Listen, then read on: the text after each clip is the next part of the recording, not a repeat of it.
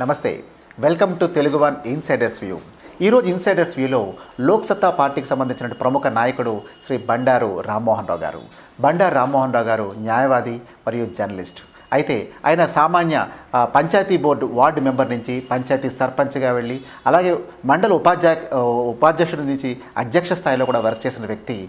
Loksatta party యొక్క Loksatta NGO organisation యొక్క సిద్ధాంతాలకు ప్రభావితమై సుమారు 10 సంవత్సరాల నుంచి జయప్రకాష్ నారాయణ గారితో ఆయన అతి సన్నిహితంగా మెలుగుతూ రాజకీయ సంస్థగా మారాక కూడా తన యొక్క సలహా సంప్రదింపులతో పార్టీని ముందుకు నడిపిన శ్రీ బండారు రామ్మోహన్ రావు గారితో ఈరోజు ఇన్సైడర్స్ వ్యూ. నమస్తే రామ్మోహన్ రావు గారు. నమస్కారం సార్, మీరు చాలా సంవత్సరాల నుంచి లోక్సత్తా పార్టీతో అనుబంధం కలిగి ఉన్నారు.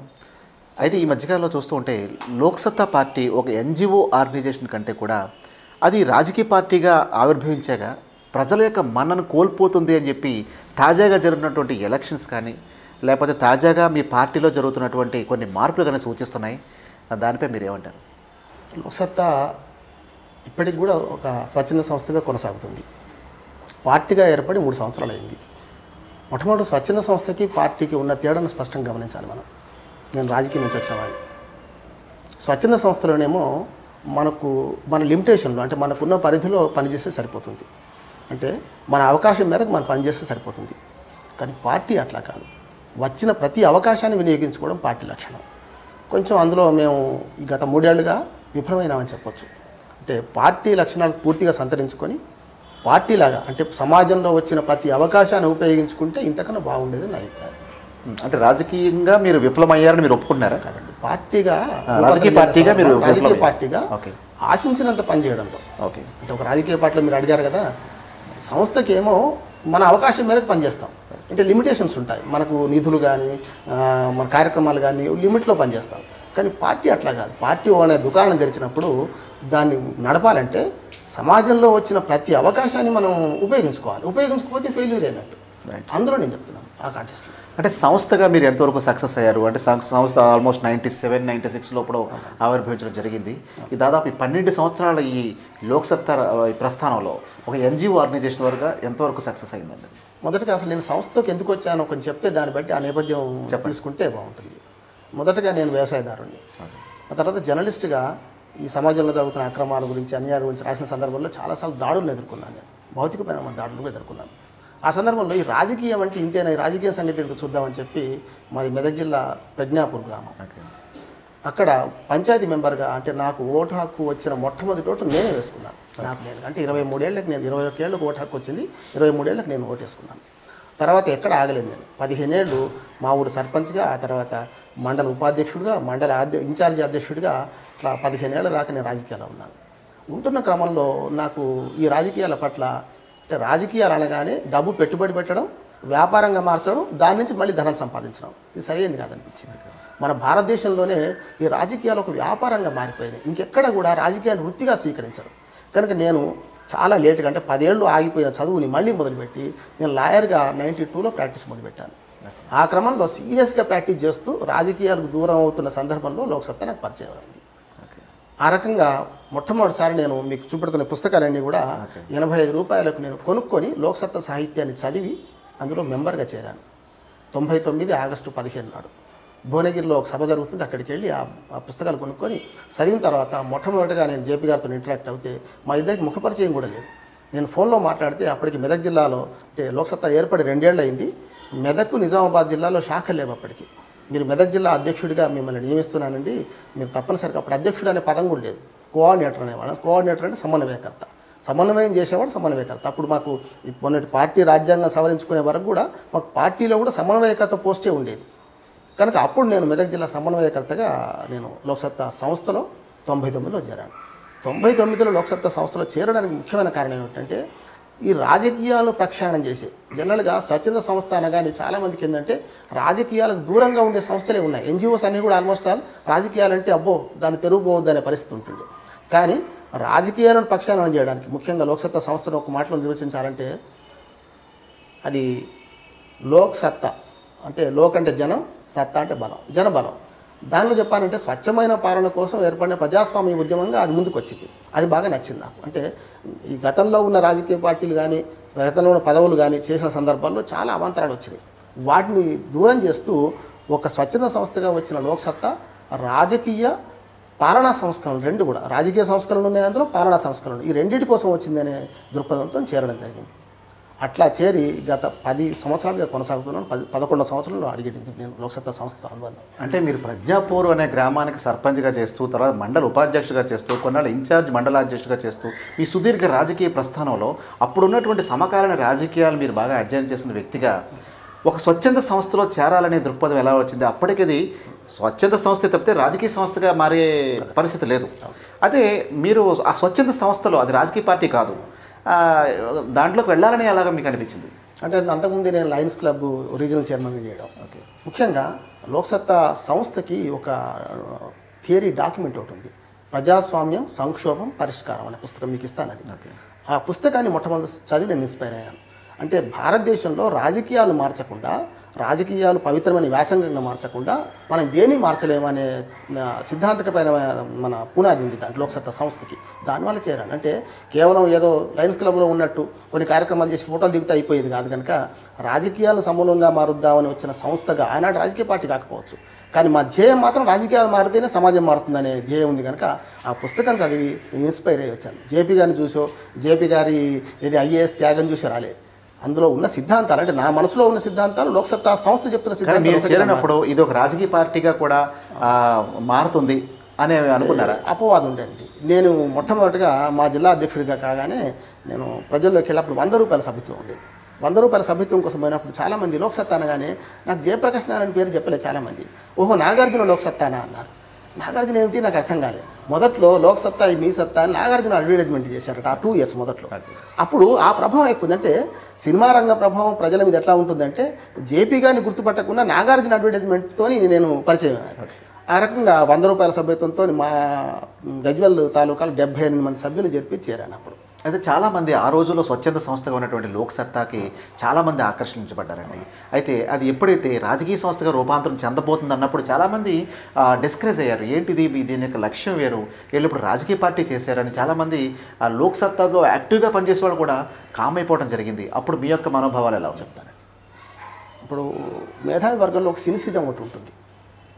యాక్చువల్గా మేధావర్గంలో రెండోది స్టాగ్నేషన్ కోరుకుంటారు. అంటే ఈ సమాజంలో బాగా లబ్ధి పొందేవాళ్ళు అటు పేదలు కాదు, ధనవంతులు కాదు, మేధావర్గం బాగా లబ్ధి పొంది, మధ్యతరగతి అప్పర్ మిడిల్ క్లాసు ఇప్పుడున్న సమాజంలో ఉన్న అవసరాలు అవకాశాలు అన్నీ ఉపయోగించుకొని లబ్ధి పొందుతుంటారు. కనుక వాళ్ళు ఏం చేస్తారు, ఆ సమాజం అట్లాగే కొనసాగాలని కోరుకుంటారు. నేను విమర్శించడం లేదు, కానీ నేను లోక్సత్తా సంస్థలో ఉన్నప్పుడు లోక్సత్తా రాజకీయాన్ని ఒక పవిత్రంగా వ్యాసంగా మార్చే క్రమంలో ఒక 5-6 కార్యక్రమాలు చేసింది. దానివల్ల ఈ ఎవరైతే సోకాళ్ళు మేధావులు అనుకుంటున్నారో మధ్యతరగతి వాళ్ళు బాగా ఆకర్షితులయ్యారు. కానీ పార్టీగా మారే క్రమంలో నాకు చాలా ఇబ్బంది వచ్చింది. చాలామంది లోక్సత్తా సంస్థ సభ్యులు పార్టీ వద్దన్నారు. నేను స్వయంగా 138 సభలకు నేను హాజరయ్యాను. సోమసుందర్ గారు, మేమిద్దరం, మాది ఒక రకంగా మేమిద్దరం కలిసి మంచి జంట. మేమిద్దరం కలిసి రాష్ట్రం అంతా తిరిగేవాళ్ళం. జర్నలిస్ట్ బ్యాక్గ్రౌండ్ నుంచి వచ్చారు కాబట్టి ఎట్లా అంటే మేము చేసే పని ఏంటంటే, లోక్సత్తా సంస్థ పార్టీగా మారలేదు. ఇందులో కొంతమంది పార్టీకి రావడానికి ఓ రంగం సిద్ధం చేసుకున్నాం. దీన్ని ఒప్పించడానికి లోక్సత్తా సభ్యులతో పాటు సమాజంలోని ఇతర వర్గాలు, డాక్టర్లు, లాయర్లు, ఇంజనీర్లు, విద్యావంతులు, టీచర్లు అందరితో మేము సన్నాహక సదస్సులు అనే దానికన్నా ఈ ఏర్పాట్ల కోసం తిరిగాం. అప్పుడు చాలామంది మేము మొదలు పెట్టక ముందు ఏం చేసేవాళ్ళంటే, ఈ లోక్సత్తా సంస్థ పార్టీగా మారొద్దు, పార్టీ కావద్దు అని వ్యతిరేకించిన వాళ్ళే. మేము కన్విన్స్ చేసిన తర్వాత నాకు సరిగ్గా బాగా జ్ఞాపకం, 138 సభలు రాష్ట్రంలో మేము 200 నుంచి 500 మంది హాజరైన సభలకు హాజరైనాం. వాళ్ళని కన్విన్స్ చేయగలిగాం. అంటే రాజకీయ పార్టీగా అవసరం అని. ఎందుకన్నామంటే, ఇప్పటిదాకా లోక్సత్తా చేసిన పనేమో ప్రబోధాత్మకమైన పాత్ర. అంటే ఇది చేయమని చెప్పడం వేరు, చేసి చూపెట్టడం వేరు. మాకు జేపీ గారు చాలా సభలకు పోయినప్పుడు నేను ఆల్మోస్ట్ జేపీ గారితో 10 ఏళ్ళుగా, గత 6 నెలల నుంచి కొంచెం నేను వెంబడి తిరగడం లేదు, కానీ 6 నెలల క్రితం వరకు కూడా రాష్ట్రంలో ప్రతి చోట నేను ఆయన పక్కన ఉన్నాను. మొట్టమొదటిగా లోక్సత్తా సంస్థలో మేము తిరుగుతున్న క్రమంలో ఒక ప్రశ్న వచ్చేది, మీరు అన్నీ చెప్తున్నారండి, రాజకీయ పార్టీలకు సూక్తులు చెప్తున్నారు, మీరే రాజకీయ పార్టీ ఎందుకు పెట్టరు? ఒక ప్రశ్న. రెండో ప్రశ్న ఏమిటంటే, మీరు ఐఏఎస్కి రాజీనామా చేశారు, మీరు పారిపోయారు సమాజం నుంచి, మీరు అక్కడ పనిచేయలేక, అంటే అది కూడా గవర్నమెంటే కదా, అక్కడ పనిచేయలేక వచ్చారని చెప్పి. దీని అన్నిటికీ సమాధానంగా, అంటే మీరు ఆదర్శాలు చెప్పడం కాదు, దాన్ని చేసి చూపెట్టడంలో చాలా కష్టాలు ఉన్నాయని అప్పటికి రాజకీయ పార్టీలు మమ్మల్ని సవాల్ విసిరినాయి. ఆ సవాలు స్వీకరించకపోతే మేము స్వచ్ఛంద సంస్థలు ఇంకో 20 ఏళ్ళని ఇట్లాగా చేసుకుంటూ పోయేవాళ్ళం. కనుక ఆ సవాలు స్వీకరించినాం. అంటే ప్రబోధాత్మక పాత్ర నుంచి ఆచరణాత్మకమైన పాత్రకు మేము లోక్సత్తా పార్టీని కూడా దిగాం. దానికి సమాజాన్ని సన్నద్ధం చేసుకున్నాం, మా సంస్థలో ఉన్న వ్యక్తులను సన్నద్ధం చేసుకున్నాం. కనుకనే మేము ప్రతి జిల్లాలో సన్నాహక సదస్సులు పెట్టి సన్నాహక సదస్సుల్లో పబ్లిక్ని లోక్సత్తా సంస్థ సభ్యుల్ని ఇతరులను ఆహ్వానించి అక్కడ అప్పటి కోఆర్డినేటర్ తాత్కాలికమైన కోఆర్డినేటర్ని అక్కడ ఎన్నుకున్నాం మేము. అదే ఒక నిశ్శబ్ద విప్లవం లోక్సత్తా అంటే అనే ఒక నినాదంతో మీరు వచ్చారు. ఒక విప్లవాన్ని మనం సమాజంలో తీసుకొచ్చేటప్పుడు అది రాత్రి సంభవించడం జరగదు. అయితే స్వచ్ఛంద సంస్థగా అప్పటి వరకు పార్టీలు, రాజకీయ పార్టీలు కానీ ఇంకొక వేరే సంస్థ కానీ చేయనటువంటి ఒక వినూత్నమైనటువంటి ఒక విధానాలతో మీరు వెళ్ళటం జరిగింది. అయితే పూర్తిగా ప్రజలకు చేరువ కాకుండానే పూర్తిగా ప్రజల్లో ఇంకా మీ యొక్క విధి విధానాలు కానీ మీ నిర్ణయాలు కానీ వాళ్ళకి అర్థం కాకముందే ఇమ్మీడియట్గా మీరు రాజకీయ పార్టీగా మారిపోవటం అనేది ఒక షాక్గా చాలామంది దాన్ని భావించడం జరిగిందండి. అయితే ఒక ఐఏఎస్ ఆఫీసర్గా ఆయన ఒక సంస్థ పెట్టారంటే హర్షించారు. ఒక మేనేజ్మెంట్ క్వాలిటీస్ ఉన్న వ్యక్తిగా సంస్థ పెట్టారంటే హర్షించారు. కానీ ఒక రాజకీయవేత్తగా రాజకీయ పార్టీని లీడ్ చేయగల కెపాసిటీ ఆయనకు ఉంది అని మీ అనుయాయులందరూ అనుకోవడం జరిగిందా? ఆయనలో ఆ లీడర్షిప్ క్వాలిటీస్ అన్నీ కూడా మీరు గుర్తించారా? దీనికి ఏమిటంటే కాంగ్రెస్ పార్టీ చరిత్రను ఒకసారి తీసుకుందాం. 1885లో ఏవో హ్యూమ్ ఆనాడు కాంగ్రెస్ పార్టీ ఎందుకు పెట్టిందంటే బ్రిటిష్ వాళ్ళకి విజ్ఞాపనలు, వినతి పత్రాలు ఇవ్వడం కోసం, అప్పటి సమాజంలో ఉన్న సమస్యలు కొంచెం పరిష్కారం కోసం పెట్టారు. 39 సంవత్సరాల తర్వాత అంటే సుమారు 40 సంవత్సరాలకు కానీ కాంగ్రెస్ పార్టీ ఎన్నికల్లో పోటీ చేయలేదు. ఆ పోటీ చేస్తున్న క్రమంలో కూడా ఇప్పుడు ఇవాళ లోక్సత్తా సంస్థ నుంచి పార్టీ పెట్టే క్రమంలో ఎట్లాంటి చర్చ జరిగిందో అంతకన్నా పెద్ద చర్చ జరిగింది. ఆనాడు స్థానిక ప్రభుత్వాలకు పోటీ చేసే సందర్భంలో కాంగ్రెస్ పార్టీలో సంస్థలో ఉన్న కాంగ్రెస్ సంఘం, అది పార్టీ కాదు.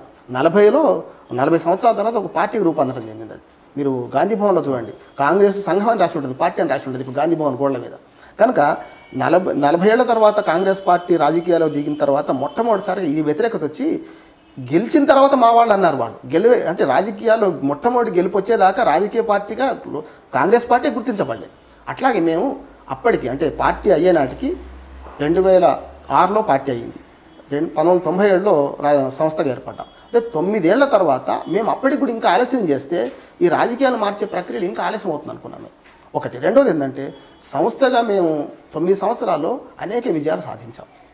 కానీ 2 ఉంటాయి, దాన్ని మనం పబ్లిసిటీ చేసుకోవడంలో కొంచెం విఫలమైన. ఉదాహరణకి మీకు 2005 వరకు అంటే సమాచార హక్కు చట్టం వరకు, అంతకుముందు సిటిజన్ చార్టర్లు, అంతకుముందు స్థానిక ప్రభుత్వాల సాధికారత సదస్సులు, అట్లాగే అంతకుముందు స్వరాజ్యం మన సిటిజన్ చార్టర్స్ రావడానికి ముందు మేము స్వరాజ్యం అనే పుస్తకం తీసి చిన్న పని అంటే గాంధీ గారు ఉప్పు సత్యాగ్రహం చేస్తే ఎట్లాగో దేశమంతా కదిలిందో మేము 1500 పెట్రోల్ బంకులు ఉండే ఆనాటికి 98లో రంగరాజన్ గారు గవర్నర్, నా బాగా జ్ఞాపకం. మేము 98లో మొట్టమొదటి ఉద్యమం ఏంటంటే ఈ పెట్రోల్ బంకుల్లో కల్తీ, అట్లాగే ఈ కొలతల్లో తేడాలు, వాటి గురించి ఒక 20-25 బంకుల్లో మొదలుపెట్టాం. జిల్లాల్లో మరో 20 బంకులు అనుకోండి. కానీ ఆనాడు 1500 బంకుల్లో తూనికల కొలతల శాఖ వాళ్ళు స్పందించి మొత్తం సీజ్ చేయడం, దీని మీద చైతన్యం కల్పించారు. అంటే ఏదో ఒక చిన్న ఉద్యమంతో మొదలుపెట్టి మేము 2005లో సమాచార హక్కు ఉద్యమం వచ్చే వరకు అంటే ఒక 8-9 మైలు రాళ్ళు ఉన్నాయి మాకు. దీనికి కారణం ఏంటంటే ఒక లోపం ఉంది మాకు సాధించడంలో, చెప్పుకోవడం లోపం ఒకటి ఉంది. రెండోది ఏంటంటే లాబియింగ్ ద్వారానే మేము సాధించినాం. ఇవి చూడండి, అంటే వీటిని ఏం చేశాము, ఒకటి ప్రజా ఉద్యమాలు ఉన్నాయి, కానీ అంతిమంగా ఏం చేసాము, ఢిల్లీలో మీటర్ నొక్కాము. దాంతో ఇప్పుడైనా ప్రజలకి అయాచితంగా వచ్చిన వరం ఏదైనా కూడా అది అక్కడికి రాదు. మనం చిన్నప్పుడు కథ చదువుకుంటాం, సంపాదించిన డబ్బు కన్నా ఉత్తపుణ్యానికి వచ్చిన డబ్బును ఖర్చు పెట్టడంలో ఈజీ మనీ ఎప్పుడైనా దురలవాట్లకు నేర్స్తుంది. అట్లాగే ఈజీగా వచ్చిన సంస్కరణలు, ఈజీగా వచ్చిన అప్పలంగా వచ్చిన మనకు ఓటాకు చూస్తున్నాం కదా, ఇవాళ ఓటాకు మనకు అప్పలంగా వచ్చింది. గతంలో 150 సంవత్సరాలు ఈ ఓటాకు కోసం అంటే మొదట్లో వైజ్మన్ అనేవాళ్ళు, అంటే అందరికీ ఓటాకు ఉండేది. ధనవంతులకి ఆస్తి ఉన్నవాడికి ఓటాకు ఉండేది, తర్వాత చదువుకున్న వాళ్ళకి వచ్చింది.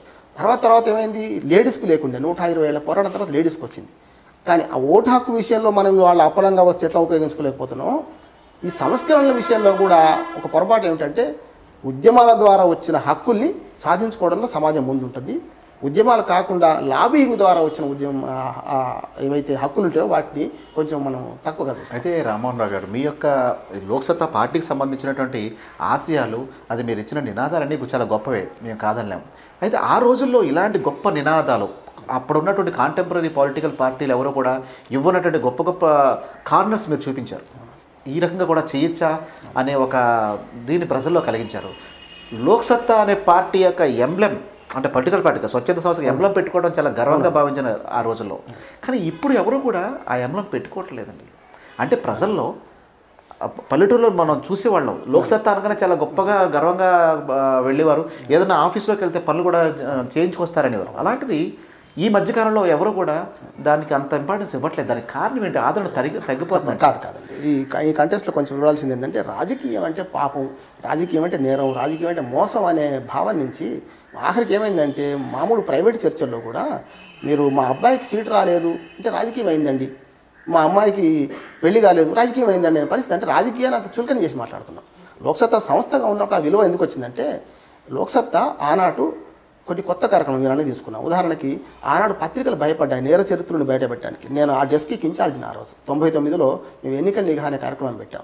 నేను హైదరాబాద్ పంజాగుట్టలో ఉన్న ఆఫీసులో నేను దాని డెస్క్ ఇన్ఛార్జిని ఆ రోజు. అప్పుడు ఏం చేశామంటే 46 మంది నేర చరిత్రను బయట పెడితే నేను చాలా భయపడ్డాను, అందరు దాడి చేస్తారో మా మీదకి వచ్చని చెప్పి. కానీ చాలామంది నేను ఆ ఫోన్ ఎత్తుకుంటే రామ్మోహన్ రావు గారు బాగానే ఉంది కానీ ఇంకోటి ఉన్నాడండి వాడిని ఎందుకు మేము ప్రకటించలేదని అడిగారు. అంటే ఆనాడు పత్రికలు కూడా మీరు పలువురు ఆరోపిస్తున్నారు, పలువురు అంటున్నారు, మనం పలువురు మీద పెడతాం జర్నలిస్టులు. అట్లాగా వాళ్ళు ఎవరి మీద పెట్టడానికి లోక్సత్తా సంస్థ ఒక అవకాశంగా దొరికింది.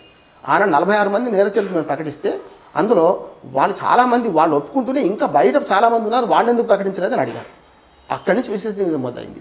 చాలామందికి రాజకీయ పార్టీలకు కూడా మీరు గొడవలు అయితే మన ఫ్యాక్షన్ జిల్లాలో అనంతపురం జిల్లాలో జేసీ దివాకర్ రెడ్డి గారు ఏమన్నారంటే సందర్భం వచ్చి అవసరమైతే లోక్సత్తా దగ్గరికి వెళ్దామన్నారు. అంటే అంత విశ్వసనీయత ఉండడం కారణం ఏంటంటే రాజకీయ పక్షాలు మేమేదో తప్పులు చేస్తుంటాం, లోక్సత్తా స్వచ్ఛంద సంస్థ, వీటికి పార్టీల పరంగా పక్షపాతాలు లేవు, నాన్ పార్టీదానంగా ఉన్న సంస్థ అనే ఒక గౌరవం ఉంది. ఈ గౌరవం నుంచి మీరు ఆ మర్యాద ఎన్ని రోజులు ఉన్నా అదే అట్లాగే ఉంటుంది. కానీ మర్యాద నుంచి మనం సంస్కరణ నుంచి ఆచరణ దిశకు వచ్చే క్రమంలో ఇది తప్పదు. అందులో నేను గాంధీ గారి సూక్తిని ఒకటి చెప్తాను. ఏదైనా ఉద్యమం కానీ వ్యక్తి కానీ ప్రారంభించినప్పుడు ఎవరు పట్టించుకోరండి. రెండో విషయం ఏంటంటే ఆ ప్రారంభించిన క్రమంలో పనులు చేస్తుంటే ఎవరికో కొంత నష్టం అవుతుంది. ఆ నష్టమైన వాడు ఏం చేస్తాడు, వెంటనే మెల్లగా విమర్శ మొదలు పెడతాడు. మూడోది విమర్శకు జడిసి మనం వెనుకపోయినాం అనుకోండి ఇక అక్కడికి అయిపోతుంది. కానీ విమర్శను తట్టుకొని నిలబడి ఆ తర్వాత 4వ స్టేజ్కి వస్తే ఎవడైతే విమర్శించిండో వాడే పాజిటివ్గా వచ్చి మనకు పనిచేస్తారు. అంటే లోక్సత్తా సంస్థ మొదట్లో 3వ దశకు వచ్చి అది దాటేసి 5వ దశకు వచ్చింది. అంటే లోక్సత్తా అనగానే మీరు అన్నట్టు ఏ ఆఫీస్కి వెళ్ళినా ఎంబ్లం చూడగానే భయపడేవాళ్ళు, గౌరవంగా లేచి సీట్ ఇచ్చేవాళ్ళు. అంటే కార్యకర్తలు కూడా అట్లాగే ఉన్నారు. ఆనాడు ఎంప్లాయీస్ని కూడా మేము తీసుకున్నాం. ఇప్పుడు పార్టీకి సంస్థకు తేడా ఏంటంటే పార్టీకి పెద్ద బలం ఏం పోయిందంటే ఆనాడు సంస్థలో ఎంప్లాయీస్ అందరూ చేరే అవకాశం ఉండే. కానీ వాళ్ళ పార్టీ కాగానే వాళ్ళకు కాంట్రాక్ట్ రూల్స్ ఉంటాయి కదా, ప్రొఫెషనల్ కాంట్రాక్ట్ రూల్స్ ప్రకారం వాళ్ళు చేరడానికి వీల్లేదు. అంటే సగం మంది మాకు పార్టీకి రాకుండా ఆగిపోయారు, సగం మందే వచ్చారు. ఆ సగంలో ఎవరు యూత్ ఉన్నారు, అట్లాగే ఎంప్లాయీస్ కానీ అనుభవజ్ఞులు ఉన్నారు. ఒకటి రామ్మోహన్ రావు గారు కరెక్ట్ మీరు చెప్పిన ఏంటంటే అనుభవజ్ఞులు మేధావులు అందరూ కూడా అందులో దానికి ఆకర్షితులై రావడం జరిగింది. మీరు వ్యక్తిగా మీరు చూసుకోగలిగితే మీరు ఒక పంచాయతీ బోర్డు సర్పంచ్ దగ్గర నుంచి మండల ప్రెసిడెంట్ దగ్గర నుంచి మీరు ఎంతో రాజకీయ అనుభవం ఉన్న వ్యక్తి, పరిపూర్ణంగా రాజకీయంగా మీరు ఇది డెఫినెట్గా ఇది ఒక గొప్ప పార్టీ అవుతుంది అనే ఉద్దేశంతో మీరు ఇందులో చేరారా, కొనసాగారా మీ రాజకీయ ప్రస్థానం? చేరిన నాడు ఇది రాజకీయ పార్టీ అవుతుందని ఊహించలేదు. చేరాక చేరిన తర్వాత మాత్రం ఒక 3-4 ఏళ్ల తర్వాత మేము చేసే క్రమం అంటే రాజకీయ పార్టీలు చేసే పని నాకు చెప్పానంటే సంస్థ పార్టీ కన్నా కొంచెం తక్కువ, స్వచ్ఛంద సంస్థ కన్నా ఎన్నో రెట్లు ఎక్కువ చేసినాం. ఎందుకు లోక్సత్తాకు పేరు వచ్చిందంటే మీరు రాష్ట్రంలో మన రాష్ట్రంలోనే సుమారు 15,000 స్వచ్ఛంద సంస్థలు ఉన్నాయండి మన రాష్ట్రంలోనే. మళ్ళీ ఈ స్వచ్ఛంద సంస్థలు 15,000కి రాని పేరు లోక్సత్తాకు ఎందుకు వచ్చింది అంటే రాజకీయాన్ని పట్టించుకుంది కనుక వచ్చింది. మిగతా అన్నీ కూడా రాజకీయాన్ని పట్టించుకో కనుక లోక్సత్తాకు పేరు వచ్చింది, రాజకీయాలు ప్రక్షాళన చేసే క్రమంలో వచ్చింది. నేను ఆనాడు అనుకుంది ఏంటంటే ఇది రాజకీయ పార్టీగా చెంది రేపు పొద్దున రాజకీయంలో ఏదో పెద్ద పదవులు ఆశించి నేను చేయలేదు. కానీ క్రమంలో రాజకీయం చేయకపోతే సరైనది కాదనే దృక్పథం వచ్చింది. ఆ రకంగా 138 సభల్లో మేము ప్రజలను ఒప్పించుకోగలిగినాం. రైట్ రామ్మోహన్ రావు గారు, అయితే మీరు రాజకీయ ప్రస్థానం స్టార్ట్ చేశారు. ఇప్పుడు ప్రస్తుతం మీరు కరెక్ట్గా చెప్పండి రామ్మోహన్ రావు గారు, ఈ ప్రస్తుతం ఉన్నట్టు లోక్సత్తా పార్టీ డెఫినెట్గా కాంటెంపరీ పాలిటిక్స్లో మార్పు తీసుకురాగల పార్టీగా అవుతుంది అనే కాన్ఫిడెన్స్ మీకుందా? ఉందండి. మరి ఉన్న పక్షంలో బోడేపూడి సత్యనారాయణ లాంటి ఒక సీనియర్ కమ్యూనిస్టు భావజాలంతో అనుసంధానం ఉన్న వ్యక్తి, అలాగే బోడేపూడి వెంకటేశ్వరరావు గారు ప్రముఖ కమ్యూనిస్టు నాయకుడు యొక్క కుమారుడు, జాతీయ స్థాయిలో ఉపాధ్యాయ ఉద్యమాన్ని ముందుకు తీసుకెళ్ళినటువంటి వ్యక్తి, ఒక సీనియర్ లోక్సత్తా నాయకుడు, ఆయన సైతం ఈ మధ్యకాలంలో బయటకు రావడం జరిగింది. అంతకుముందు మన చిన్నవర్మ గారు, అలాగే మహారాణి గారు, వీళ్ళందరూ కూడా మీ లోక్సత్తా పార్టీతో చాలా మొదటి నుంచి కూడా బాగా ఎంతో సాన్నిహిత్యం ఉన్న వ్యక్తులు. వాళ్ళని వదులుకొని ఇలాంటి సీనియర్స్ను వదులుకొని జయప్రకాష్ నారాయణ గారు ఎంతవరకు పార్టీని ముందుకు తీసుకెళ్ళగలరు అనుకుంటున్నారు? నా ఉద్దేశం ఏంటంటే వ్యక్తి కన్నా వ్యవస్థ గొప్పదని నేను నమ్మేవాడిని. అందుకనే గత 25 ఏళ్ళుగా నేను రాజకీయాల్లో కొనసాగిన, జర్నలిస్టులు కొనసాగిన, ఇవాళ లోక్సత్తా సంస్థలో ఉన్న, లోక్సత్తా పార్టీలో ఉన్న వ్యక్తి ఒంటరిగా మనం ఏం చేయలేం, వ్యవస్థ ద్వారా చేయగలం. వ్యవస్థలో చాలా లోపాలు ఉన్నాయి. ఏమంటారంటే సంస్థలో లోపాలు ఉండేవి. నేను చెప్పాను, సంస్థ మేము అందుకునే శిఖరాలు అందుకోలేకపోయినాం. అట్లాగే పార్టీలో కూడా లోపాలు ఉన్నాయి. లోపాలు లేవని అనట్లేదు, కానీ లోపాలను పరిష్కరించుకోవాల్సింది కూడా పార్టీలోనే అని అంటున్నాను నేను. అయితే వాళ్ళ ముగ్గురు కూడా రావడానికి అనేక కారణాలు. డెమోక్రసీ ప్లేస్లో వాళ్ళ నియంతృత్వ పోకడికి వెళ్ళిపోతున్నారు. ఆ వ్యక్తి ఎలా శాసిస్తే అలా జరుగుతుంది, అది మాకు నచ్చక మేము బయటకు వచ్చేసాము అని చెప్పి వాళ్ళ ముగ్గురు కూడా చెప్తాం జరుగుతుంది. అలాగే చాలామంది కూడా అదే మాట మాట్లాడుతున్నారు. అంటే ఆయనలో అలాంటి నియంతృత్వపు పోకడలు ఉన్నాయా? అంటే హృదయపూర్వకం చెప్పుకోవాలంటే కొన్నిసార్లు పొరపాటు జరుగుతున్నాయి. ఈ పొరపాట్లను ఆయా పార్టీ వేదికల మీద మేము వ్యక్తం చేస్తున్నాం.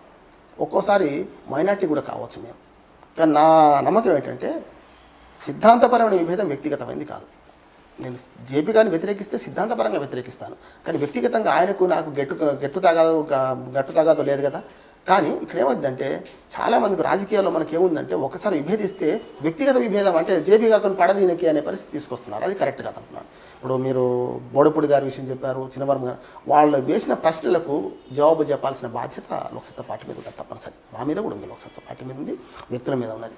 ఎందుకంటే ఎప్పుడైతే నియంతృత్వ పోకళ్ళు పోతుంటాయో దాన్ని సరిచేసుకోవాల్సింది కూడా పార్టీ అంతర్గత వేదికల మీద వీటిల్లో. ఒక్కోసారి అంతర్గత వేదికల మీద సాధ్యం కానప్పుడే బయటకు పోవడం జరుగుతుంది.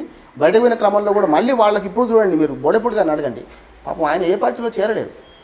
అట్లాగే ఇంకా పెద్ద వర్మ గారు కూడా ఉన్నారు, ఇంకో వర్మ గారు, మా డివిఎస్ వర్మ గారు ఉన్నారు. వీళ్ళందరూ నేను నాతో సహా మేము ఇది నచ్చకపోతే ఇక్కడనే మేము ఫైట్ చేస్తామంటున్నాం.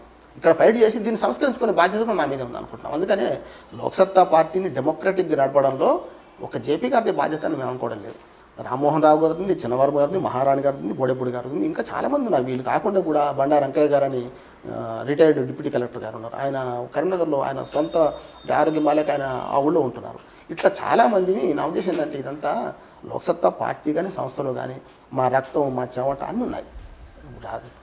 కొన్నిసార్లు నేను 22-23 రోజులు నెలలో క్యాంపుల్లో ఉండేవాళ్ళు. కానీ వీళ్ళందరూ ఉన్నారని మీరు చెప్తున్నారు, కానీ వీళ్ళ మాట ఎంతవరకు చెల్లుబాటు అవుతుందో చెప్పగలరా మీరు? అవునండి. ఎందుకంటే తర్వాత మొన్న ఎలక్షన్స్ అయిపోయిన తర్వాత వేసిన కమిటీలకు సంబంధించి కానీ ఎగ్జిక్యూటివ్ కమిటీ మీటింగ్ సంబంధించి కానీ ఓడిపోయిన వాళ్ళని సైతం తిరిగి తీసుకొచ్చి అదే సీట్లో ఆయన కూర్చోబెట్టడం జరిగిందంట. అలాగే నామినేట్ చేసి ఆయన అధికారం ఆయనకు ఉన్నప్పటికీ కూడా అవసరానికి మించి ఎక్కువ మందిని నామినేట్ చేశారు. అది డెమోక్రటిక్ వేలో జరగలేదు అని చెప్పి వీళ్ళందరూ వాదిస్తున్నారు. మీరేమంటారు? అంటే అప్పటికి నేను లోక్సత్తా సంస్థకి ప్రధాన కార్యదర్శి ఎన్నికై నేను ఈ ఎన్నికలు లేను. అంటే 2008లో ప్రజాస్వామ్యయుతంగా ఎన్నికలు జరుపుకుంటున్న క్రమంలో నన్ను తటస్థ పరిశీలకునిగా జేపీ గారి ఏజెంట్గా పెట్టాను. జేపీ గారు నన్ను కోరుకొని ఆయన రాష్ట్ర అధ్యక్షుడిగా పోటీ చేసే క్రమంలో ఆయనకు ఏజెంట్గా అంటే ఎలక్షన్ ఏజెంట్గా నేను ఆయన నామినేషన్ వేయడానికి మేము 1000 క్రియాశీల సభ్యులు 1000 మందిని మేము సంతకాలు చేయించాలి. నేను అప్పటికి పార్టీలో ఉండి ఎన్నికల్లో పోటీ చేయకుండా ఆయనకి ఎలక్షన్ ఏజెంట్గా పనిచేశాను. నాకు దురదృష్టం ఏంటంటే నేను మొన్నటి ఎమ్మెల్యే ఎలక్షన్స్ వరకు గీతారెడ్డి గారికి ఎలక్షన్ ఏజెంట్గా పనిచేశాను, చీఫ్ ఎలక్షన్ ఏజెంట్గా. మన కటార శ్రీనివాసరావుకి ఖైరతాబాద్ పాత నియోజకవర్గం ఉంది, 4.5 నియోజకవర్గాలు అప్పుడు ఎలక్షన్ ఏజెంట్గా పనిచేశాను. ఈ అనుభవంతో రామ్మోహన్ రావు గారు నాకు మీరు ఎలక్షన్ ఏజెంట్గా ఉండమంటే ఆయనకున్నాను. కానీ మీరు అన్న పొరపాట్లను ప్రజాస్వామ్యంలో లోపాలు ఉన్నాయని ప్రజాస్వామ్యాన్ని అసహించుకోవడం సరైనది కాదని నేను నమ్ముతాను. ప్రజాస్వామ్యంలో లోపాలు ఉంటే మరింత ప్రజాస్వామ్యమే దానికి పరిష్కారం, తగిన పరిష్కారం. అయితే మరింత ప్రజాస్వామ్యం ఎప్పుడు మన వాయిస్ లేస్తూనే ఉండాలి ఎప్పటికప్పుడు. నేను లోక్సత్తా పార్టీ రాజ్యాంగ రచయితలు నేను ఒక్కడిని, 7-8 మంది రాశాం. నేను అప్పుడు రాజ్యాంగం రాసేటప్పుడు ఒక మాట అన్నాను జేపీ గారితో, సార్ రాష్ట్ర స్థాయిలో ఒక 20 పదవులు ఉండాలండి అన్నాను. ఏమిటి జంబో జట్టా అన్నాడు. అంటే కొన్ని అనుభవం లేకపోవచ్చు, ఆయన అధికారిగా మంచిగా సక్సెస్ కావచ్చు, లోక్సత్తా సంస్థను నడపడంలో సక్సెస్ కావచ్చు. కానీ అప్పుడు ఏమన్నానంటే లోక్సత్తా సంస్థలోనే 5 కార్యదర్శులు ఉండేవాళ్ళం రాష్ట్ర స్థాయిలో. అట్లాంటిది పార్టీ దీనికన్నా పెద్దది కదండి అంటే జంబో జట్టా కాంగ్రెస్ పార్టీ కాదు కదమ్మా అన్నాడు. కానీ ఇప్పుడు ఎక్కడికి వచ్చినా మనం 59 మందితో కార్యవర్గం పెట్టుకున్నాం. అంటే అనుభవం వస్తే కానీ తత్వం బోధపడదని గురజాడ అప్పారావు గారు ప్రాక్టికల్గా వచ్చేటప్పటికి తప్పనిసరి. అంటే నేను 17 మంది పెడదాం అనుకున్నప్పుడు ఆయన ఏం చేశారు, 3తో పెట్టాడు. ఆచరణలో ఒక 3 నెలలు తెలిసింది ఏంటంటే 3తో నడవదు, మేము 10 మంది ఎలక్టెడ్ కార్యవర్గ సభ్యులు, నేను ఒక్కడిని, 3 general, 3 ladies, 3 SC ST minority నుంచి తీసుకున్నాం. అందులో నేను ఒక్కడిని ఎన్నికైందా. 3తో నడవకపోతే ఏం చేశారు, అప్పుడు నేను అంకె ప్రభాకర్ రావు గారు చనిపోయారు. ఆయన రాజకీయ వ్యవహారాల కార్యదర్శిగా, నేను సంస్థాగత వ్యవహారాల కార్యదర్శిగా నేను రాష్ట్రం అంతా తిరిగాను. అప్పుడంటే పదవులు ఎప్పుడు అవసరమైనాయి, పని ఉంటే పదవులు అవసరమైనాయి.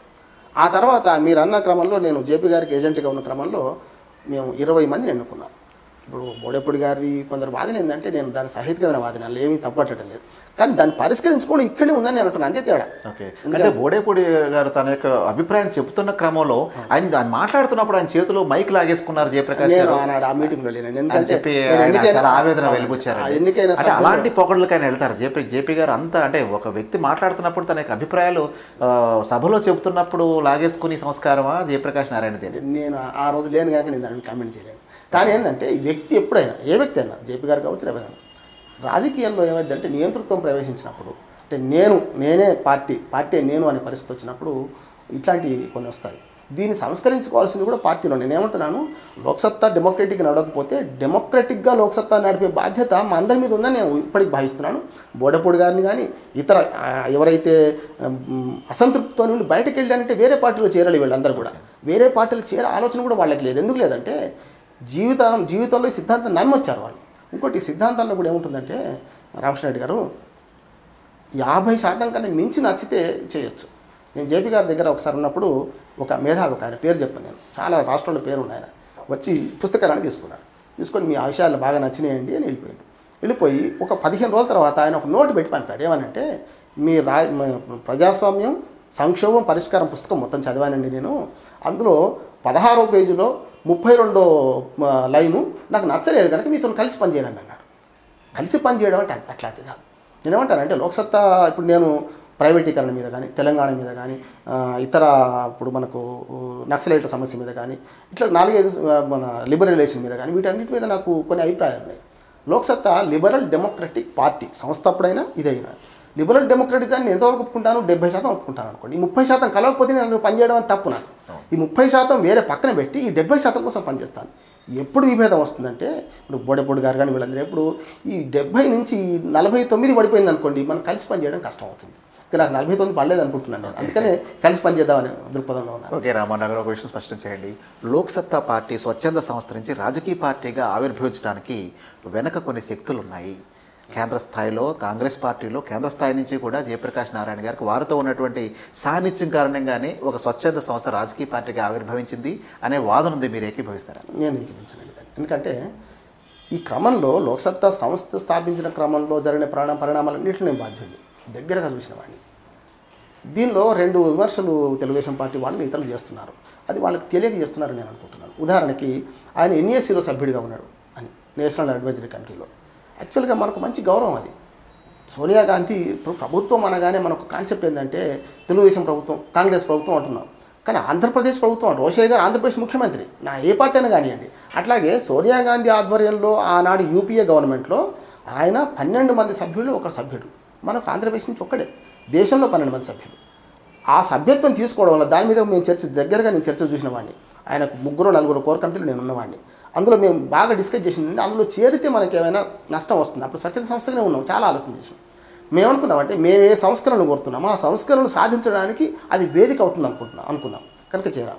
అట్లాగే రెండోది మనకు second ARC administrative reforms committee. మొట్టమొదటి ఏఆర్సీ ఏమో మొరార్జీ దేశాయ్ గారు అధ్యక్షత చేశారు, రెండో ఏఆర్సీ ఏమో వీరప్ప మొయిలీ గారి అధ్యక్షత చేశారు. నిజంగా నేను ఈ 15 ఏళ్ల అడ్వకేసీలో కానీ, ఈ 15 ఏళ్ల రాజకీయ అనుభవంలో కానీ ఒక పబ్లిక్ ఒపీనియన్ తీసుకునే, అంటే ప్రజల ఒపీనియన్ తీసుకునే కార్యక్రమాన్ని నేను చూడలే అప్పటిదాకా. కానీ ఎప్పుడైతే సెకండ్ ఏఆర్సీ వచ్చిందో, సెకండ్ ఏఆర్సీలో నేను లీగల్ రిఫార్మ్స్ మీద నేను పేపర్ సబ్మిట్ చేసే అవకాశం దొరికింది. అంటే దాని కారణం జేపీ గారు. ఎందుకంటే ఆనాడు వీరప్ప మొయిలీని రాష్ట్రమంతా దేశమంతా తిప్పుకుంటూ పబ్లిక్ ఒపీనియన్ అంటే ప్రజాభిప్రాయ సేకరణ అనేది ఎట్లా ఉంటుందో ఒక మోడల్గా చూపెట్టాం. ఏమంటున్నాను, దానికి ఆ రెండిట్లో లింక్ పెట్టి వాళ్ళేది పెట్టించారు అంటున్నారు. నిజంగా పెట్టి తెలుసుకుంటే సోనియా గాంధీకి రాజకీయ పార్టీ పెట్టాలని ఉంది, డైరెక్ట్గా జేపీ గారిని ఓ రాజ్యసభ మెంబర్ చేసి తీసుకోవచ్చు, లేదు అక్కడ పార్లమెంట్లో ఏదైనా పదవి. అంటే మొన్న 2009 ఎలక్షన్స్ జరిగిన తర్వాత లోక్సత్తా ఒక సీటు సంపాదించుకున్నప్పుడు కూడా తెలుగుదేశం ఓట్ బ్యాంక్ని మొత్తం పట్టుకుపోయింది.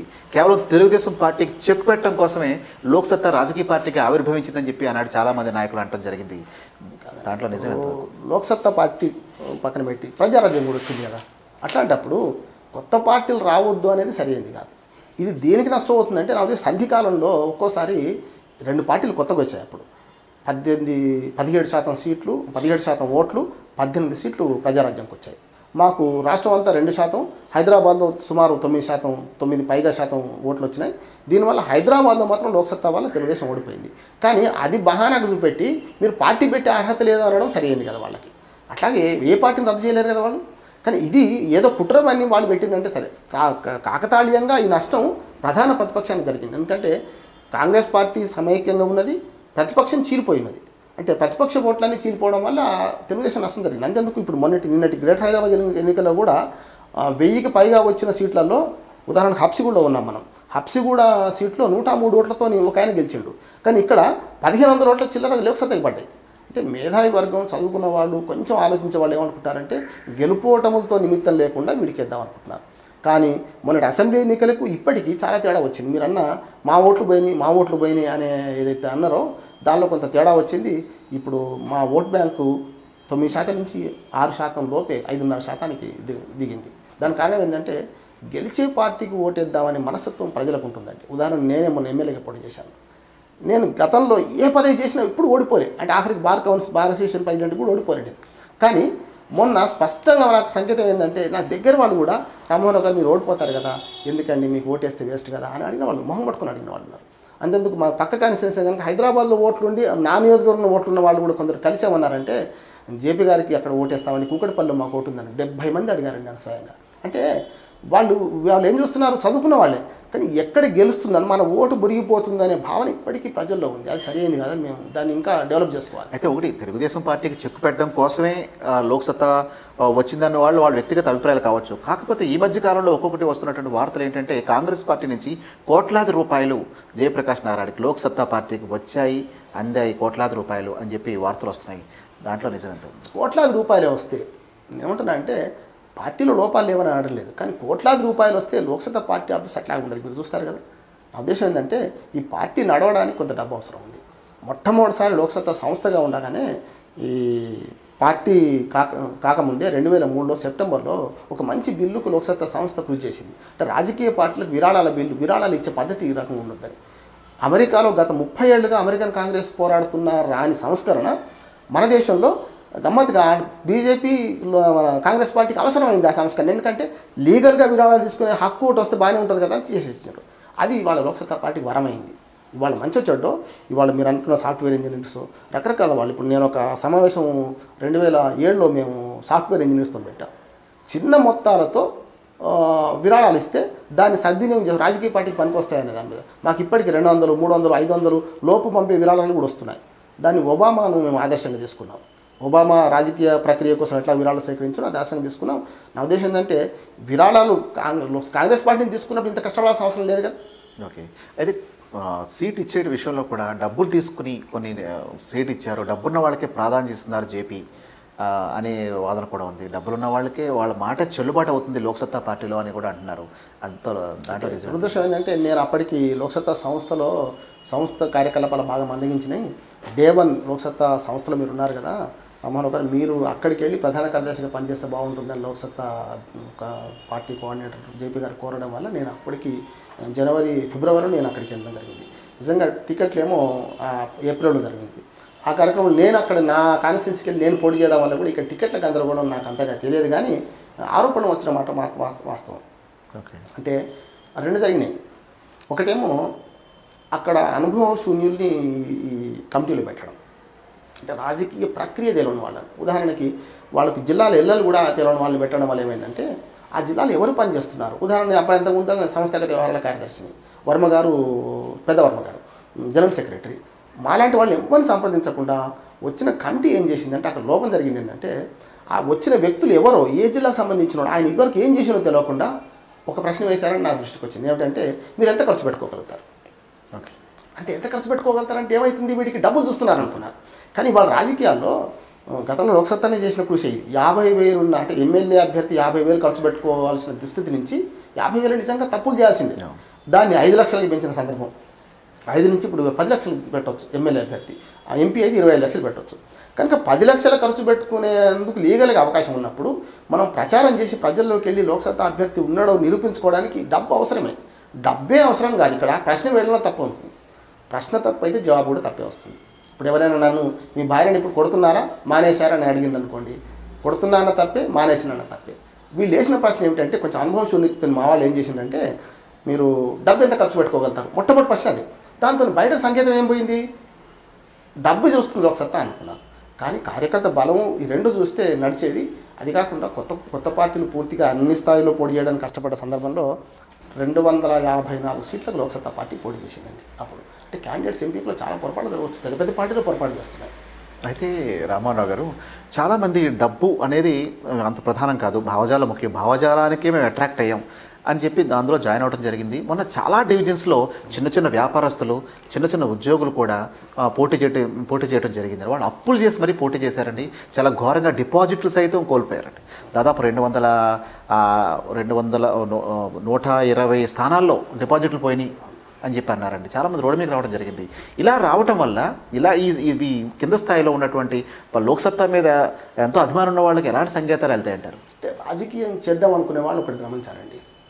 రాజకీయం ఎప్పుడు అవసరం అవుతుంది, కూడు గూడు నిద్ర, ఈ మూడు అవసరాలు తీరిన తర్వాత రాజకీయ ప్రక్రియ మొదలవుతుంది. కనుక వాళ్ళు రాజకీయాలకు వచ్చే ముందు ఆలోచన చేసుకోవాలి, నేను ఇంత సర్వైవ్ అవుతానా కానా. కానీ మనం ఏమంటాం, ధన రాజకీయం చేస్తామని అంటలేము. జన రాజకీయం చేయాలంటే కూడా కొంత డబ్బు కావాలి. ఇవాళ లోక్సత్తా పార్టీ నడుస్తుందంటే నెలకు 5-6 లక్షలు లేకుండా నడవడం లేదు కదా. అట్లాగే వ్యక్తి కూడా చూసుకోవాల్సింది ఏంటంటే, పైనుంచి ఇప్పుడు మిగతా పార్టీలో చూడండి, వాళ్ళు గొడ్డు చాకరీ చేస్తారు, తీరా టికెట్లు 4-5 పోటీ పడతారు, ఎవరికి ఒకటికి వస్తుంది. ఎందుకు పోటీ పడుతున్నారు అక్కడ అంటే, వాళ్ళు కాంట్రాక్ట్ వార్డు మెంబర్ అయినా కాంట్రాక్ట్ సంపాదించుకోవచ్చు అని పోటీ పడుతున్నారు. ఇక్కడ లేదు కదా, డబ్బు లేదు, అధికారం లేదు ఇక్కడ. కనుక సమస్య ఏమిటంటే, మాకు వేరే పార్టీల నుంచి వలసలు కానీ లేకపోతే బాగా రాజకీయాన్ని డబ్బు చేసుకునే వాళ్ళు రావడం లేదు. దాంతో మాకున్న అవకాశం ఏంటి, మధ్యతరగతి వాళ్ళు, కొంచెం మీరన్న సిద్ధాంతపరమైన అవగాహన ఉన్న వాళ్ళు వస్తారు. వీళ్ళు కూడా ఆలోచించుకోవాల్సింది ఏంటంటే, నేను కార్పొరేటర్గా మొన్న పోటీ చేశారు, 2 లక్షలు ఖర్చు పెట్టుకోవచ్చు, కనీసం 1 లక్ష రూపాయలు ఖర్చు పెట్టుకున్నా నా జీవితానికి ఏమి దోకా లేదు అనుకునేవాడు రావాల్సింది రాజకీయాలకి. కానీ మా అదృష్టం ఏంటంటే, అట్లా 1-2 లక్షలు ఖర్చు పెట్టేవాడు మాకు రాలేదు. అప్పుడు ఏం చేసాం, మీరన్న చిన్న వ్యాపారస్తులకు వీళ్ళకి ఇచ్చారు టికెట్లు. వాళ్ళు ఆలోచన చేసుకోవాలి, నేను కార్పొరేటర్గా పోటీ చేస్తే ఈ డబ్బు నష్టపోతాను, ఈ డబ్బు మళ్ళీ రికవరీ చేసుకోలేను. కానీ మేము ఒక నినాదం ఇచ్చాం, మీరు నామినేషన్ డబ్బును కూడా మీరు విరాళాలు సేకరించండి. అంటే డబ్బు లేకుండా రాజకీయ నాయకుడు అంటే కేవలం సిద్ధాంతాలు చెప్పడం కాదు, నాయకుడికి సిద్ధాంతం చెప్పడం ద్వారా ప్రజల్లోకి వెళ్ళడం రావాలి, విరాళాలు స్వీకరించడం కూడా రావాలి. ఉదాహరణకు నేను నా ఎమ్మెల్యేగా నామినేషన్ చేసేటప్పుడు నేను ఏ సిద్ధాంతం చెప్పినా దాన్ని పాటించిన.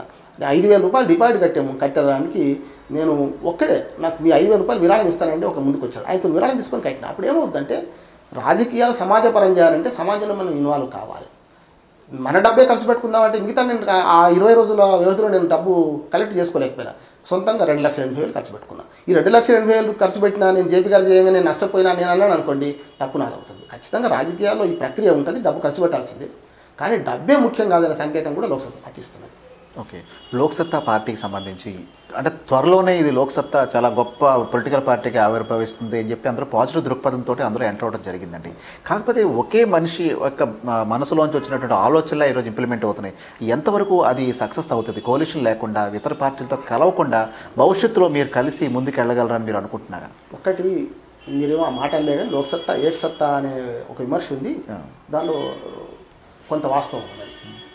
కానీ మీరు అన్నది పొత్తులకు వెళ్ళడం లేదని దాని మీద నేను దగ్గరగా చిరంజీవి గారి ఇంటికి నేను జేపీ గారు వెళ్ళాను, ఆయన తండ్రి చనిపోయిన సందర్భంలో.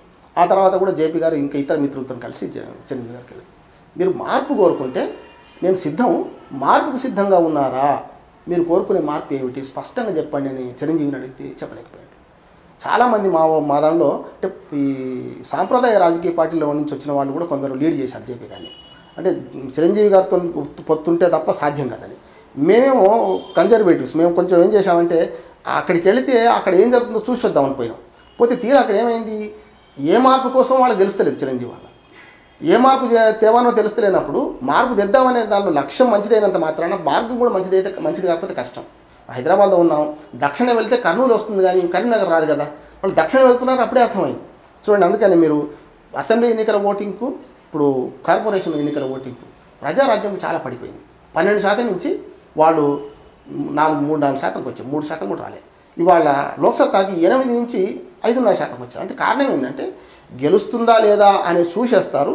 మొన్న అసెంబ్లీ ఎన్నికల్లో ఎందుకో లోక్సత్తా పార్టీ గెలుస్తుందనే ఆలోచనతో ప్రజలు ఉన్నారు కనుక కటార శ్రీనివాసరావుకి 27,000 పడ్డా, ధర్మారెడ్డి గారికి మల్కాజ్గిరిలో 20,000 పడ్డా, ఇతర కాన్స్టిట్యున్సీలో 15,000 తక్కువ కాకుండా హైదరాబాద్లో దాదాపు 3 లక్షలు 4 లక్షల ఓట్లు వచ్చినాయి. అయితే పొత్తులకు సంబంధించి ప్రజారాజ్య పార్టీ కాకుండా ప్రస్తుతం ఉన్నటువంటి సమకాలీన పార్టీల్లో ఏది మీకు దగ్గర ఉంది మీకు భావజాలం? కమ్యూనిస్ట్ పార్టీలు కొంచెం దగ్గరగా ఉంటాయండి.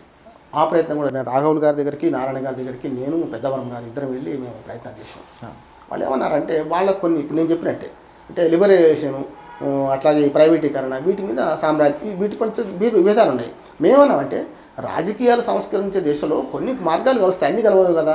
అప్పుడు వాళ్ళు మాకు కలవడానికి ఎందుకు ఇష్టపడలేదు. యాక్చువల్గా మేము మొట్టమొదటి పొత్తు ప్రతిపాదించింది 2007లో స్థానిక సంస్థల ఎన్నికలు వచ్చాయి. మేము లెటర్ తీసుకెళ్ళి, నేను పెద్దవర్మ గారు లెటర్ తీసుకెళ్ళి నారాయణ గారికి, రాఘవులు గారికి ఇచ్చాం. వాళ్ళు ఎందుకో సుముఖత చూపెట్టలేదు, కనీసం దానికి జాబ్ చెప్పలేదు. కొంచెం మేము అవమానంగా ఫీల్ అయినాం. అంటే మేము లెటర్ ఇస్తే మర్యాదగా దానికి కనీసం రిప్లై కలుద్దాము, కలవడానికి వీలేదని కూడా వాళ్ళు ఇవ్వలేదు, రిప్లై ఇవ్వలేదు. దాంతో మేము అనుకున్నాం ఏంటంటే కలిస్తే వాళ్ళతో కలవాల్సి ఉండే.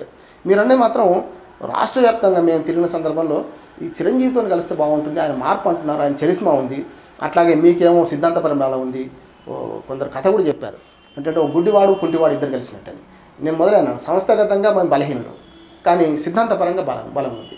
ఆయనే సంస్థాగతంగా అంటే మనకు సిద్ధాంతపరమైన బలం లేదు, కానీ సంస్థాగతంగా బలం అంటే ఒక కుంటి ఒక గుడ్డివాడు కలిస్తే ఎట్లా ఉంటుంది, ఇద్దరు వికలాంగులు ఒక మనిషి అవుతారు కదా అనే దృక్పథం ఆలోచన చేశాం. కానీ ఎందుకో మరి చిరంజీవి గారి దాని మీద ఇంటర్వ్యూ పెట్టలేదు. మా వైపు భవిష్యత్తులో ఎప్పుడన్నా మీరు కలవడానికి అవకాశం ఉందా? నా ఉద్దేశం ఏంటంటే రాజకీయాలు ఏదైనా పాసిబుల్, ఎందుకంటే ఇవాళ కమ్యూనిస్టులను తిరస్కరించిన కనుక రేపు పొద్దున కాదని కాదు, రాజకీయాల్లో ఎప్పుడు నిత్య నూతనంగా మారుతుంటాయి. ఇప్పుడు సోషల్ కెమిస్ట్రీ అంటే రామకృష్ణ గారు, ఇప్పుడు మీరు మామూలు కెమిస్ట్రీ అయితే ఏ రసాయనం కలితే అదే అవుతుంది, కానీ సోషల్ కెమిస్ట్రీలో రాజకీయాల్లో చాలా మార్పులు జరగవచ్చు. వాళ్ళ నేను ఉదాహరణ వాడుతున్నాను, అది జేపీ గారు అనుకోకుండా నేను వాడాను, నేను ఇంకొకరికి చెప్పాను. అది ఇప్పుడు తెల్లవారే ముందు చీకటే ఉంటుంది, తెల్లవారినాక సూర్యుడు వస్తారు. కనుక ఆ 4-5 గంటల మధ్య నుండి చీకటిని మొత్తం చీకటి అనుకుంటే చీకటి కాదు, తెల్లవారే. నేనేమంటున్నా అంటే పార్టీలో లోపాలు ఉన్నాయని పార్టీని మనం కడిపించుకుంటే కాళింది పడుతుంది. కనుక పార్టీల లోపాలను పార్టీలో పరిష్కరించుకోవాలి, డెమోక్రటిక్గా పార్టీ నడపాలి. విఫలం అయితే కొద్ది రోజులు ఆ గ్యాప్ వస్తుంది. మీరు చాలా పెద్ద పెద్ద పార్టీలో చూడండి, ఒక ప్రముఖ నాయకుడు కూడా పక్కకి వెళ్ళిపోయి కూర్చుంటాడు, కానీ పార్టీ ఇప్పుడు నేను చెప్పిన మీరన్న పెద్ద నాయకులు అందరూ పాపం వాళ్ళు పక్కకి వెళ్ళి కూర్చున్నారు తప్ప వేరే పార్టీలో చేరలేదు. వాళ్ళందరినీ కలుపుకుపోయే క్రమం వస్తుంది. నా ఆశ ఏంటంటే వీళ్ళందరినీ కలుపుకుపోయే క్రమం వస్తుంది. మా వాయిస్కు ఇవాళ కాకుండా రేపు విలువ వస్తుంది. ఎప్పుడు వస్తుందంటే తప్పు జరిగిన తర్వాత ఆ తప్పు పోస్ట్ మార్టం అంటే చచ్చిపోయాక పోస్ట్ మార్టం చేసుకుంటారు, కానీ కొన్ని నష్టాలు జరిగిన తర్వాత పోస్ట్ మార్టం చేసుకుంటే వస్తుందేమో. ఓకే రామ్మోహన్ రావు గారు, ఇంకోటి ఏంటంటే మీ యొక్క లోక్సత్తాకు సంబంధించి పారదర్శకత అనేది ఒక ప్రముఖ లక్షణంగా మీరు చెప్తున్నారు మీ యొక్క క్వాలిటీస్లో. అయితే పారదర్శకత ఎంతవరకు మీ భావజాలంలో కానీ మీరు ఇంప్లిమెంట్ చేస్తున్నటువంటి విధానంలో కానీ మొన్న లేటెస్ట్ ఎలక్షన్స్లో మీరు అనుసరించిన వ్యూహానికి సంబంధించి కానీ మీరు తీసుకునే ఈ ఫండింగ్ సంబంధించి కానీ మీకు బయట వేరే కంట్రీస్ నుంచి మీకు అభిమానంతో వచ్చే ఫండ్స్కి సంబంధించి ఎలాంటి ఫైనాన్షియల్ ట్రాన్స్పరెన్సీ ఉంది, ఎలాంటి సోషల్ ట్రాన్స్పరెన్సీ ఉంది, పొలిటికల్ ట్రాన్స్పరెన్సీ ఉంది? అంటే ఒకటి ఉందండి, మనం వేలు ఒక్క దిక్కు చూపెడుతుంటే 3 వేలు మన దిక్కు ఉంటాయి. ఇది చాలా అడగడం సమాచార హక్కు కింద కూడా మా పార్టీని అడిగారు కొందరు. మేము వెబ్సైట్లో పెట్టాం. వెబ్సైట్లో స్పష్టంగా పెట్టింది ఏంటంటే ఏ రాజకీయ పార్టీ కూడా ఇంతవరకు వాళ్ళ నిధులను కానీ వీటిని పెట్టలేదు. మేము పెట్టాం. పెట్టిన దానిలో లోపాలు ఉంటే ఉండొచ్చు, కానీ ఆ పెట్టడం అనే ప్రక్రియ జరిగింది. నేనేమంటున్నా అంటే అన్నప్రాసన నాడే ఆవకాయ పచ్చడి తినమంటే ఎవడు తినలేడు, కానీ అన్నప్రాసన అనేది జరిగింది. దీని నుంచి మెల్లగా వెళ్దాం. నా ఉద్దేశం ఇక్కడ లోపాలు లేవనట్లేదు. ఈ లోపాలు సంస్కరించే క్రమంలో అస్సలు పెట్టని వాడిని ఏం అడగకుండా, ఉదాహరణకు సాంప్రదాయ పార్టీలు లక్షలు కోట్ల రూపాయలు ఖర్చు పెడుతున్నాయి, ఒక చిన్న సభ పెడితే పెడుతున్నాయి, వాళ్ళు ఎవరిని అడగడం లేదు. ఇక్కడ అడగడంలో తప్పలేదు అంటున్నాను, ఎందుకంటే ఒకేళ్ళు మనం మీ అందరికీ చూపెడుతున్నాం. ఈ 3 వేలు మన దిక్కుంటే కానీ మనం చూపెట్టడం తప్పట్లేదు, కానీ చూపెట్టే క్రమంలో మేము ఒక చిన్న ప్రయత్నం చేస్తున్నాం. వెబ్సైట్లో మాకు వచ్చిన విరాళాలు పెట్టాం. ఇవి కరెక్ట్ కాదనే వాళ్ళు కూడా ఉన్నారు. కరెక్ట్ కాదంటే నిరూపించుకోవాల్సిన అవసరం కూడా మనకుంది. అయితే రామ్మోహన్ రావు గారు, మరి ప్రస్తుతం చాలా ఘోరంగా అంటే దాదాపు 120 స్థానాల్లో ఈ ధరావత్తు కోల్పోయిన ఇలా ప్రస్తుతం ఉన్న పార్టీ సంకట స్థితిలో ఉంది.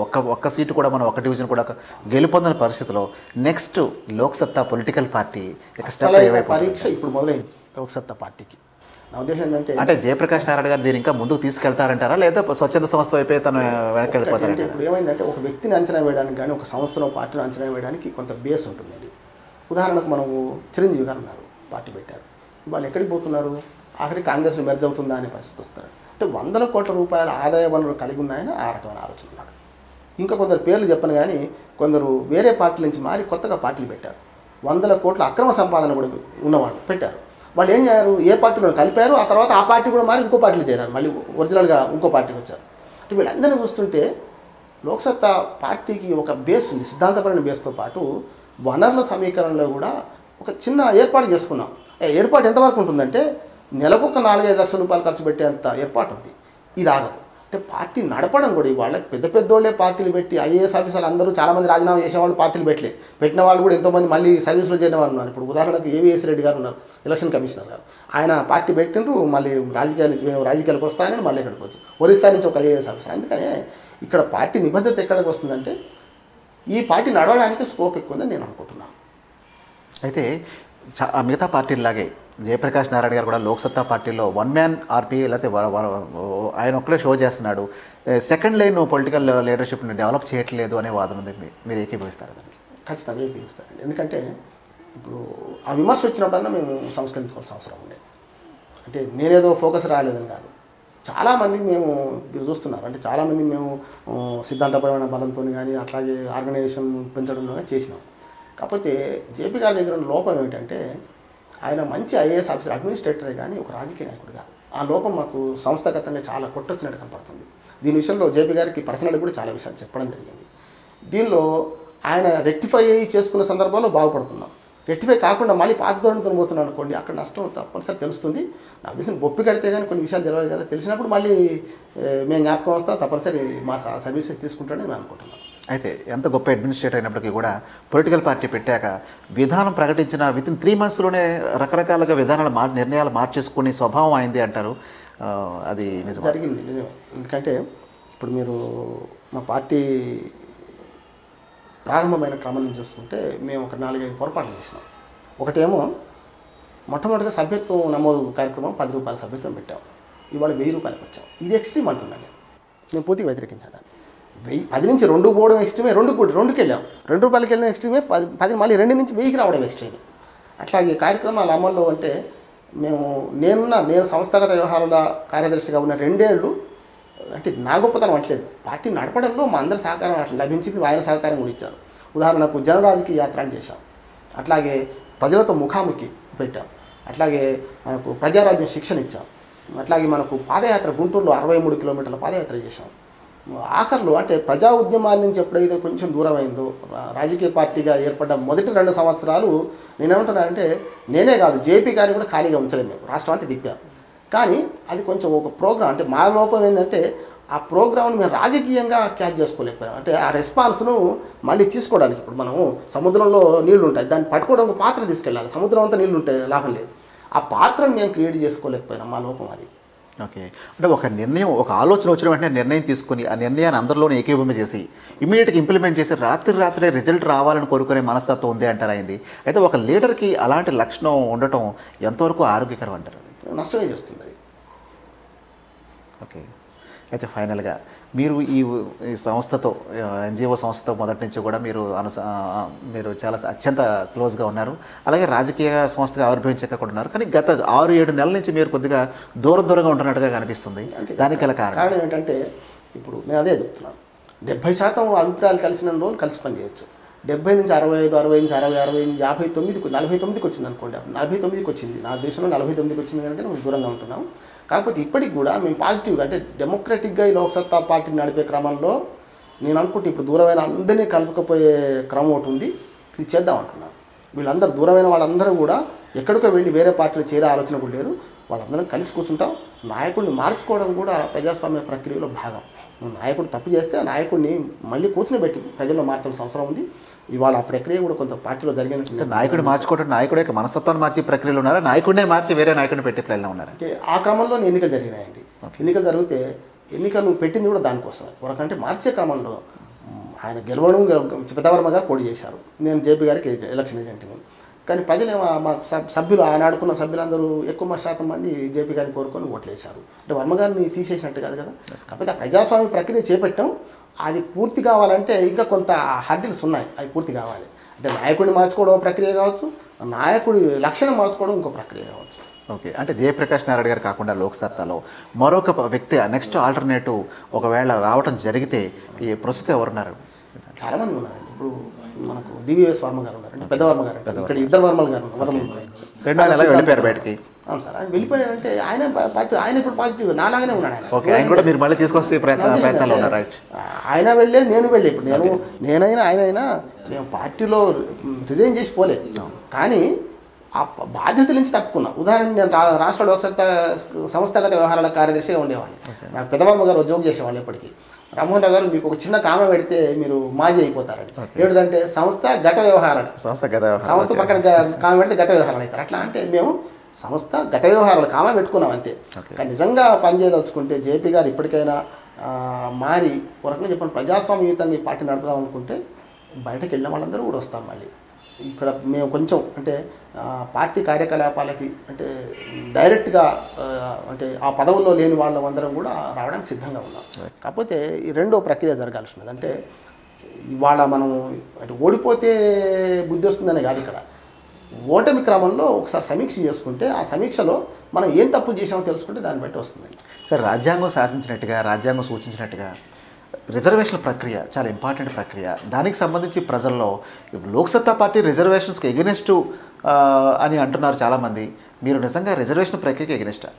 ఒక నిజాన్ని ప్రజలకు తెలపడంలో గతంలో ఒక సామెత ఉంది. సైనికుడు మొదటి సైనికుడి నుంచి 100వ సైనికుడు చెవులో చెప్తే ఆఖరికి అర్థం మారిపోయినట్టు రిజర్వేషన్ల ప్రక్రియ రిజర్వేషన్ల విషయంలో లోక్సత్తా పార్టీ సిద్ధాంతాన్ని కొంచెం ప్రచారం చేయడం విఫలమైన అనుకుంటున్నాను. అందుకని మీరు అన్న అభిప్రాయానికి కొందరు వచ్చారు. యాక్చువల్గా రిజర్వేషన్లు శాశ్వత పరిష్కారం కాదని మేము అనుకుంటున్నాం. అట్లాంటి తీసేయమని కాదు, ఇప్పుడున్న రిజర్వేషన్ల ప్రక్రియను మార్చే క్రమంలో ఉన్నాను అనుకుంటున్నాం. అది 10 ఏళ్ల కోసం ఏర్పాటు చేసిన దాన్ని 10 సంవత్సరాలు పెంచుకుంటూ పోతున్నాం. దానిలో సమస్య లేదు. కానీ ఇక్కడ ఉద్యోగాలు లేనప్పుడు రిజర్వేషన్ ఇక్కడ ప్రభుత్వ ఉద్యోగాలు పోయినాయి చాలా వరకు. ప్రైవేటు ఉద్యోగాల్లో రిజర్వేషన్ కావాలని కోరుకుంటున్నాం. కానీ అన్నిటికన్నా ముఖ్యం విద్య. అంటే ఒక సమాజంలో ఒక ఎస్సీకి విద్య అందిస్తే ఆ రిజర్వేషన్ అందుకునే సామర్థ్యం వస్తుంది. మీరు విద్యను వీక్ చేసి రిజర్వేషన్ ఇస్తా అంటే అక్కడ అర్హులైన వాళ్ళు. అందుకని మీరు చూడండి ఎస్సీ ఎస్టీ బ్యాక్లాగ్ పోస్టులు చాలా ఉంటాయి, మిగిలిపోతుంటాయి సంవత్సరాల తరబడి. ఎందుకు ఉంటుంది అంటే మనం ఏమంటాం అంటే బేసిక్గా విద్యను ఆరోగ్యాన్ని సరిగ్గా ఇస్తే ప్రజలకి దాని ద్వారా మీరు అన్న రిజర్వేషన్ అందుకునే ఫలాలు అందుకునే వ్యవస్థ వస్తుంది తప్ప రిజర్వేషన్ ఇచ్చేసిన తనకు సావండి అంటే లాభం లేదు అంటున్నాం. Okay sir, thank you Bandaru Rammohan Rao garu. మీ యొక్క వాల్యుబుల్ సజెషన్స్ లోక్సత్తా పార్టీకి ఉపయోగపడుతుంది. అలాగే మీ యొక్క సుదీర్ఘ రాజకీయ అనుభవం కూడా జయప్రకాష్ నారాయణ గారు వినియోగించుకుని లోక్సత్తా పార్టీని ఒక గొప్ప పార్టీగా తీర్చిదిద్దారని ఆశిద్దామండి. థ్యాంక్ యూ వెరీ మచ్ అండి. చూశారు కదండి, ఈరోజు ఇన్సైడర్స్లో శ్రీ బండారు రామ్మోహన్ రావు గారు తన యొక్క విలువైనటువంటి వాల్యుబుల్ సజెషన్స్ లోక్సత్తా పార్టీకి చెప్పడమే కాకుండా లోక్సత్తా పార్టీ ఒక ఎన్జిఓ సంస్థ నుంచి రాజకీయ పార్టీగా ఎదిగినటువంటి పరిణామ క్రమాన్ని చాలా చక్కగా మనకు చెప్పడం జరిగింది. అయితే ఆయన సూచించినటువంటి కొన్ని క్వాలిటీస్ జయప్రకాష్ నారాయణ గారు అడాప్ట్ చేసుకోగలిగితే చాలా గొప్ప నాయకుడిగా ఆయన ఎదుగుటమే కాకుండా లోక్సత్తా పార్టీని ఒక ప్రముఖ రాజకీయ పార్టీగా కూడా తీర్చిదిద్దగలరు అని రామ్మోహన్ రావు గారు చెప్పారు. ఇవి ఈరోజు ఇన్సైడర్స్ వ్యూ. మరో ఇన్సైడర్స్ వ్యూతో మరలా కలుద్దాం. అంతవరకు స్టే విత్ us.